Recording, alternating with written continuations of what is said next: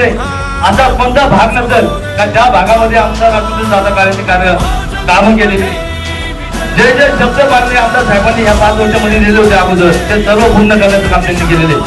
आज आपण बघितलेलं असेल 5व्या नंबर तळ्याचे पूर्ण वार कंपून या ठिकाणी झालेलं आहे. 7-8 दिवसात त्याचं काम पूर्ण होणार आहे. लोकांना जो शब्द आपण दिलेला आहे त्याचं पाणी लोकांना भेटणार आहे.